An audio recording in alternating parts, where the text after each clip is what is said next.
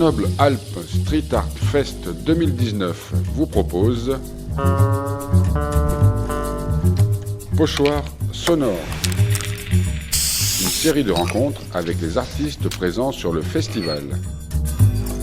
Invité de ce numéro, Doulk.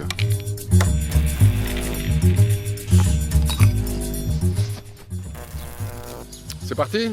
Ok ? Eh bien c'est parti, bonjour à tous. Aujourd'hui dans ce pochoir sonore, nous sommes en compagnie de Doulk One, que vous avez certainement vu sur le net, dans vos villes, s'il est passé vous voir. Et nous sommes présents donc sur ce festival Street Art 2019 de Grenoble. Et nous avons aussi en notre compagnie Fabien qui va traduire tous les propos de Doulk. Et nous allons parler de sa vie, de son travail, de ce qu'il fait, de ce qu'il fera. En tout cas, nous verrons tout ça. Hola Doulk. Hola, ¿qué tal? Muy bien, gracias. ¿Y tú, de dónde vienes? Vengo de Valencia, España, y nada, aquí estoy. Alors, tu as passé 6 jours ici, vous étiez 2 devant votre mur. Est-ce que c'est le temps que tu t'étais imparti pour pouvoir faire ça, ou est-ce que tu as eu quelques petits soucis qui t'ont fait progresser dans le temps? No, la verdad que tenía previsto estar más días trabajando en el primer muro, pero estuve trabajando muy duro los primeros días porque estaba viendo que el tiempo... Initialement, j'avais prévu de travailler beaucoup plus longtemps sur cette fresque, mais au vu de la météo et des bonnes conditions, de l'entourage, du bon matériel, j'ai pu augmenter ma charge de travail et travailler beaucoup plus rapidement que prévu. Donc j'ai pu finir la première fresque 2 jours avant le plan initial. Alors tu parles d'une première fresque parce que tu vas faire une deuxième fresque avec Mantra. Ce sera à Saint-Martin-d'Air. Alors comment est-ce que vous vous êtes rencontrés avec Mantra? Pues conocí a Mantra en Luxemburgo, en un festival de street art también. J'ai rencontré Mantra dans un festival au Luxembourg. Il était arrivé une semaine avant de commencer sa propre œuvre. J'avais un mur immense et Mantra m'a aidé cette semaine et m'a permis d'achever ce mur. Et notre collaboration a été un succès. Nous avons pris un plaisir immense et depuis, nous avons renouvelé des collaborations et on a travaillé beaucoup de fois ensemble. Alors Doulk, tu nous disais que tu viens de Valence. Valence, est-ce que depuis que tu es petit, tu habites Valence? Est-ce que tu viens d'une autre ville? Soy de Valencia, pero vivo en un... Mentira, soy de un pueblo del interior de Valencia que se llama Ontinyent, pero estudié en Valencia diseño gráfico y desde entonces, luego he estado viviendo también en otras ciudades como Barcelona o Bruselas, pero a los 25... Je suis de la province de Valence, du village de Otigna, ou de la petite ville de Otigna. J'ai fait mes études d'art graphique à Valence, mais j'ai aussi vécu à Bruxelles, à Barcelone. Mais Valence est une ville tellement agréable et tellement pratique, tellement facile à vivre que je suis revenu à Valence et puis j'ai aussi mes attaches familiales. Donc, tu as fait tes arts graphiques à Valence. Est-ce que tu t'es lancé dans les arts graphiques parce que tu étais un jeune qui travaillait déjà le dessin ou alors qui avait dans l'idée des contes à illustrer, des histoires à illustrer? No, la verdad que he dibujado toda la vida, desde pequeño he dibujado. Y lo que pasa es que nunca pensé que j'ai toujours dessiné depuis tout petit et à 18 ans je voyais pas forcément ça comme une possibilité. J'ai commencé des études d'économie et j'ai vite vu que c'était pas ça. Et j'ai commencé des études d'art graphique et au départ j'aimais les deux. Le nom l'art graphique, le design et du travail plus classique. Et assez vite j'ai réussi à construire une carrière sur le graffiti et le mural et maintenant depuis je vis de ça. Alors comment est-ce que l'on parle du graffiti au mural? ¿Por qué? No hay un porqué realmente. Pienso que se me quedaba un poco... Lo que más me gustaba del graffiti era cuando nos juntábamos todos los amigos a pintar los fines de semana un mural todos juntos. Eso me sigue gustando mucho, por eso me gusta hacer colaboraciones. Pero, le graffiti au départ c'est une notion de peindre ensemble et petit à petit la vie passant et les opportunités arrivant il y a une évolution naturelle qui s'est faite vers les fresques et c'est vrai aussi qu'avec l'âge c'est de plus en plus difficile de se réunir avec les amis, on a des familles, on a une vie et du coup il y a une évolution naturelle qui se fait du graffiti vers la fresque. Alors, ce type de fresque, d'abord, est-ce que ta fresque a un nom? The Guardian es el nombre, el Guardian. Alors, les gardiens de la Terre, les gardiens de l'univers, les gardiens du mouvement cosmique. Bueno, la figura principal es un lince que antes de venir yo siempre que pinto murales me informo un poco sobre la zona donde voy a hacerlo, qué tipo de fauna puedo encontrar. Y uno de los animales que más me Avant de venir, j'ai fait des recherches pour mon personnage principal et donc c'est un lynx. Je m'étais renseigné. Le lynx avait disparu en France, il est en voie de réintroduction. C'est un animal qui est très présent en Espagne, qui reste à l'état naturel. Et donc j'ai choisi ce personnage comme pièce principale de mon œuvre, comme totem. Et ce personnage se transforme sur mon mural, sur ma fresque, pardon, il se transforme en un arbre. Et cet arbre devient l'hôte d'un couple d'oiseaux. Et donc cette transformation de ce lynx en arbre qui devient un abri pour un couple d'oiseaux, c'est une métaphore de la nature qui est obligée de s'adapter à la pression que nous humains, nous lui faisons subir. Ce style pictural est pour moi presque du naïf, mais en même temps figuratif. Est-ce que pour toi c'est la même chose? Et est-ce que tu as, dès le départ, su que tu venais sur ce type pictural-là? Pues bueno, la verdad que desde que era muy pequeño siempre he estado dibujando animales y recuerdo que dibujaba como escenarios y a partir de aquí un montón de animales que interactuaban de manera sin sentido y luego conforme fui creciendo ya me fui interesando más por el mundo del arte y descubrí pues, el movimiento del surrealismo con artistas como Dalí o René Magritte. Depuis tout petit, j'ai commencé à dessiner des animaux et très vite à les mettre en scène. Et j'ai toujours été attiré par le surréalisme, des peintres comme Dali, Magritte et un de mes influences principales, Bosco. Et donc j'ai voulu intégrer à la fois ce naturalisme, mais avec un élément surréaliste et une vision qui apporte un surréalisme à ce travail. Lorsque tu es arrivé sur cette fresque-là ou sur ce mur-là, quand tu démarres, j'ai vu que tu ne fais pas de rétroprojection. Tu travailles comment, toi, exactement? Bueno, la primera vez pues siempre me quedo viendo a ver y dentro de mi cabeza pues me imagino ya un poco. Je me mets d'abord devant mon mur et il y a un travail d'imagination où je vais essayer de voir comment faire rentrer mon idée et les proportions.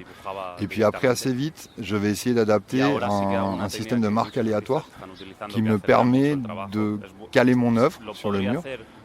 J'ai longtemps travaillé en freestyle et je pourrais encore travailler en freestyle, mais l'imposition dans les festivals est quand même une contrainte de temps et pour pouvoir respecter cette contrainte de temps et arriver au meilleur résultat, utiliser une technique de repère me permet de quadrillage aléatoire, de marque, me permet au mieux de pouvoir avoir un résultat proche du freestyle et en même temps respecter une contrainte de temps propre au festival. Alors par exemple ici, qu'est-ce qui a été le plus compliqué pour toi à mettre en place? Pues las amenazas de la lluvia, el calor y el cable que tenía un cable. Principalement les intempéries, beaucoup de pluie les 2 premiers jours, ensuite un peu de chaleur et puis un câble assez mal placé qui gênait la nacelle, mais on se fait très vite à ces contraintes et puis finalement on les contourne, on s'y adapte et puis j'ai pu faire mon mur en 2 jours de moins que prévu, donc finalement on arrive à contourner les contraintes. Alors avec quels outils est-ce que tu travailles? Tu travailles essentiellement à la bombe, tu travailles peut-être au rouleau, au pinceau. Comment tu t'organises dans le cheminement du travail? Hace unos años solo trabajaba con spray y poco a poco fui introduciendo la pintura acrílica. Au début, j'ai beaucoup peint à la bombe et petit à petit, je suis passé à l'acrylique et finalement, de plus en plus, je fais que de l'acrylique. Sur cette œuvre, c'est principalement de l'acrylique. Il y a quelques finitions et quelques points de détail qui sont travaillés à la bombe. Mais maintenant, ma préférence est sur l'acrylique. D'abord parce qu'on fait ses couleurs et que ça me permet de choisir ma gamme chromatique et d'avoir une plus grande largeur dans cette gamme. Mais aussi parce que finalement la bombe, je m'ennuie maintenant un peu à la bombe et j'ai trouvé une liberté avec le pinceau qui me permet à la fois de libérer ma créativité, mais aussi d'avoir vraiment une gamme chromatique plus à même plus efficace, et plus large et qui libère aussi la créativité. Donc le pinceau et la gamme chromatique permettent une meilleure créativité aujourd'hui dans mon expression. Je disais que tu travaillais à deux sur ta nacelle. D'abord, est-ce que tu peux nous présenter ton partenaire? Mi compañero es Fran Picazo. Él trabaja conmigo desde hace 4 años y... Il s'appelle Fran Picasso, ça fait à peu près 4 ans qu'on travaille ensemble. Et c'est vrai qu'au début, travailler avec quelqu'un, c'était presque une contrainte. Et puis finalement, ça me libère. Je travaille énormément de couleurs, donc il y a beaucoup de couleurs à préparer. Il y a beaucoup de pinceaux à préparer. Sur une nacelle, ça peut vite devenir le chaos. Et grâce à lui, maintenant qu'on s'est organisé, on arrive à gagner en efficacité. Et vraiment, ça me libère aussi dans mon travail. Combien cela fait-il de temps que tu peux te permettre de faire de très grands muraux comme ça? Et est-ce que tu te souviens de la première que tu as exécutée? El primer mural grande lo pinté en Copenhague, creo que fue en 2014. Sí, 2014. Y la verdad que es un impacto. Ma première grande fresque, c'était à Copenhague en 2014. Et c'est vrai que devant un mur comme ça, c'est un choc au départ. Et c'est toujours un choc. Découvrir un mur, ça reste un choc et ça restera un choc. Après, il y a un moment où je travaille tellement dessus qu'il faut que je m'éloigne de l'œuvre. Et il y a même des œuvres que j'arrive à ne plus vouloir voir, à détester. Mais c'est vraiment un travail agréable et on peut en parler longtemps et effectivement ça reste toujours un choc et cette approche d'un mur est une œuvre exceptionnelle. Alors est-ce qu'on peut te considérer comme un muraliste, comme un street artiste, comme un peintre? Comment est-ce que toi tu te définis? Nunca me he metido nunca quiero estar encasillado en un movimiento porque me gusta todo realmente. Me considero un artista multidisciplinar porque trabajo la pintura en estudio. J'ai jamais aimé me limiter à une seule discipline et être dans une case. Je pratique tout, muralisme, street art, de la peinture plus classique, du dessin. J'ai même fait de l'animation et je suis encore sur des projets de fresques, sur de la peinture beaucoup plus classique. Mais vraiment, je ne veux pas me limiter et être mis dans une case et je veux laisser une libre place à tout moyen d'expression. Combien de temps est-ce qu'il te faut quand tu bosses sur un projet, entre le moment où tu pars de chez toi avec le projet sur papier et le moment où tu livres, où tu termines la fresque, il y a vraiment beaucoup de différences entre les deux ou c'est similaire?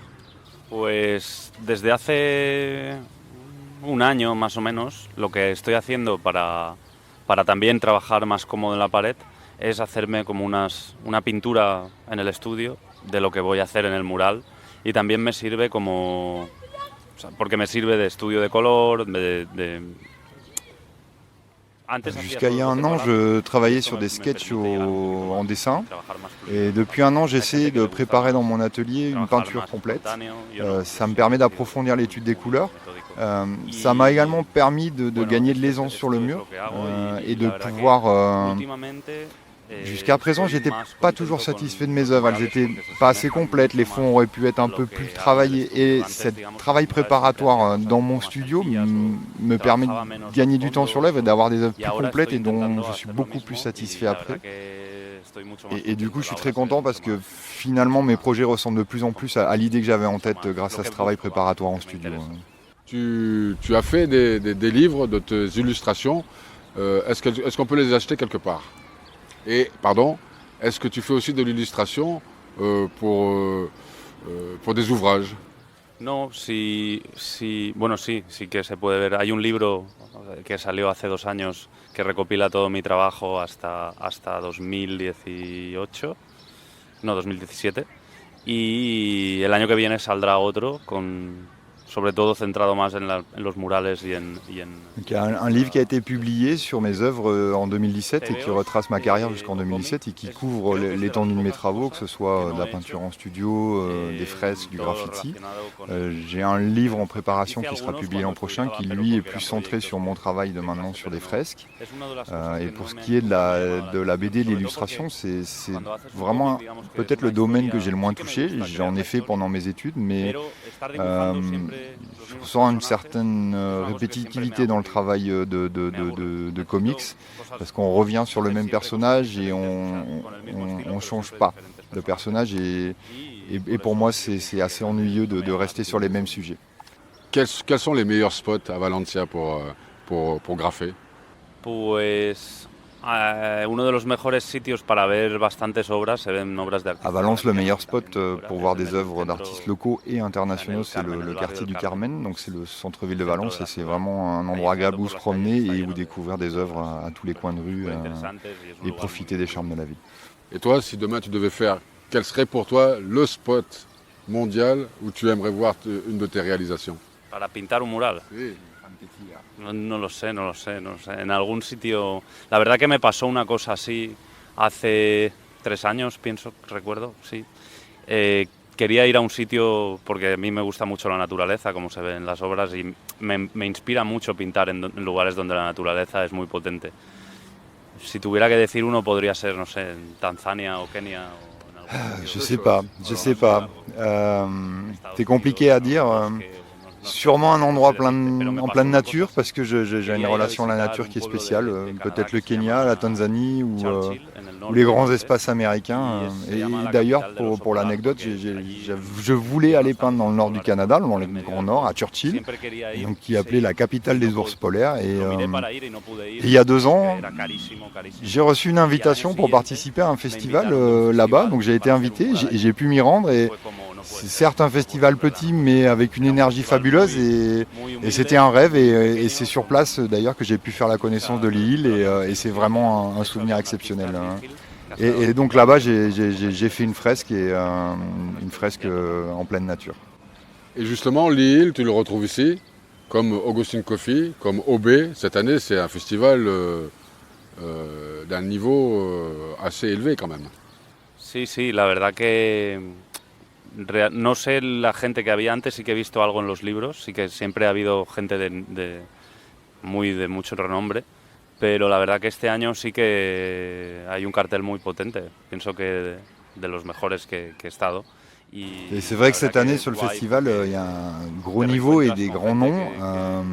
Après on se connaît tous et c'est aussi un plaisir de se retrouver, mais il y a toujours eu des jolies affiches à Grenoble, mais cette année c'est un plaisir spécial de venir parce qu'on se retrouve, on se connaît, on aime passer des moments ensemble, et puis c'est un plaisir de peindre au milieu d'artistes comme ça.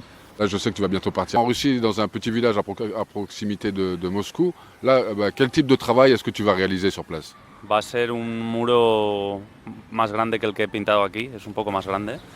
C'est un mur un peu plus grand que celui que j'ai eu à Grenoble, et je vais travailler sur une légende d'un loup blanc qui existe dans la région, cette légende de loup blanc, mais je ne peux pas vous en dire beaucoup plus parce que pour le moment j'en suis là dans mon cheminement. Alors justement, avant-dernière question, comment tu te vois dans 10 ans? Plus dans ton studio, plus peut-être comme OB qui arrive avec son équipe et qui travaille pour lui, ou toi encore devant ton mur en train de travailler sous le soleil, sous la pluie, avec des problèmes mécaniques et tout ce qui va avec? Pues la verdad que no tengo ni idea. Soy una persona que nunca pienso en el futuro. Siempre pienso en el día a día, porque no sé, muchas veces pienso, si pienso en el futuro, dejo esta profesión. No, es verdad, porque a ver, el arte, vivir del arte, la presión es muy complicado. Ya no solo los murales, bueno, pero cuando... Pour vous dire la vérité, je me projette pas trop, j'en sais rien, et il vaut peut-être mieux parce que si on commence à penser au futur dans ce métier, on abandonne.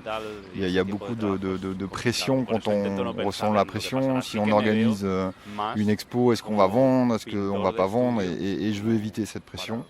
Maintenant, c'est vrai que il y a une transition qui va se faire sûrement, plus de toiles, moins de fresques, principalement aussi parce que mon travail est très minutieux et les toiles me permettent de rentrer plus dans le détail et d'exprimer plus ce que je veux exprimer. Mais je ne peux pas abandonner ce travail de fresque. Maintenant, c'est vrai qu'il y a sûrement une évolution qui va se faire vers un travail sur des toiles. Dulk, où peut-on voir ton travail, s'il te plaît, si on n'a pas l'occasion de te voir dans la rue ou d'avoir ton ouvrage dans les mains? Podéis entrar en mi página web, www.dulk.es. Alors vous pouvez aller sur ma page web www.dulk.es ou bien sur les réseaux sociaux, Instagram ou Facebook. Alors s'il y avait un mot pour les jeunes qui passeraient devant ta fresque et qui avaient envie de vivre ce que toi tu vis, de rencontrer d'autres artistes, qu'est-ce que tu pourrais leur donner comme conseil? Vida de artista. Sí, no le aconsejaría la vida de artista. Es muy difícil, o sea, que trabaje, que dibuje todos los días, que dibuje. Que yo soy, aparte de que... Pour vous dire la vérité, je ne sais pas si je recommanderais la vie d'artiste à un jeune qui veut se lancer là-dedans. Après, beaucoup de travail, dessiner, beaucoup de travail. Après, il faut garder en tête que c'est une vie difficile et en assumer les conséquences, mais c'est pas facile de concilier cette vie et une vie de famille. Je vois très peu à mes parents, je vois très peu mon épouse. Il faut voyager énormément, il y a beaucoup de travail. Maintenant, c'est vrai que ça reste une passion et qu'avec le temps, on apprend à concilier vie familiale et cette passion. Et puis, de plus en plus, j'essaie de me recentrer sur du travail dans mon atelier et sur un autre type de peinture. Mais maintenant, si quelqu'un est prêt à ça, à travailler et à voyager, c'est une aventure dans laquelle il faut se lancer, l'essayer, la vivre. Et il est toujours temps, plus tard, de se recentrer sur un autre travail, de faire des choix. Mais voilà, se lancer, travailler et être prêt à voyager. Alors, est-ce que Dulk veut dire quelque chose? Est-ce que c'est la traduction de quelque chose? Est-ce que c'est quelque chose de caché, Dulk? Pues Dulk viene de un simple nombre de cuando pintaba letras, cuando pintaba graffiti. Tiene una historia, el nombre no tiene un significado, porque sí que tiene una historia, y es que yo empecé a pintar a los 18 años, en mi pueblo pequeño, allí no había sprays, no había nada, y vino un chico de la capital, de Madrid, a vivir allí. Nos conocimos patinando porque yo era skater y vio mis dibujos y él pintaba graffiti ya. Vio mis dibujos y me dijo, tienes que empezar a pintar conmigo. À 18 ans, quand j'ai commencé le tag et le graffiti, j'ai d'abord fait la rencontre d'une personne qui était arrivée dans mon village, qui venait de Madrid et qui, lui, était déjà graffiteur. Et on s'est connus parce qu'on skatait tous les deux. Et il a vu mes dessins, il a vu ce que je faisais chez moi et il m'a dit non, viens avec moi, on va aller peindre dans la rue. Et très vite, il m'a dit, faut que tu te trouves un nom. Et je lui ai dit, non, mais moi, je signerai Antonio ou Tony. Mais non. Dans le graffiti, on a un nom. Et il m'a fait une proposition et je l'ai accepté. Un ami à lui peignait et utilisait ce nom de Dulk. Et malheureusement, il était décédé. Donc, il m'a demandé de lui rendre hommage en relevant son nom. Et donc, voilà, je suis devenu Dulk. Alors, Dulk, je peux te dire que sans connaître le premier Dulk, en tout cas, tu as monté son surnom au maximum, hein, et j'espère pour toi que tu l'amèneras encore plus haut. Et je te dis au revoir, merci d'avoir pris ce moment en notre compagnie. Et qu'est-ce que je peux te souhaiter pour l'avenir? No sé, lo que quieras. De voir ta femme plus souvent? Sí. C'est une bonne chose. Y suerte. Sí, es una buena cosa. Y la familia y todo, sí. Merci beaucoup d'avoir pris cet instant avec nous. Merci Fabien d'avoir participé aussi à cette traduction et à bientôt. Merci à vous. Dulk, à très bientôt. Merci beaucoup. Au revoir. Au revoir. Ce numéro de Pochoir sonore est terminé. Réalisation Bruno Ravinsky pour Space Junk Art Centers. À très bientôt pour une nouvelle rencontre.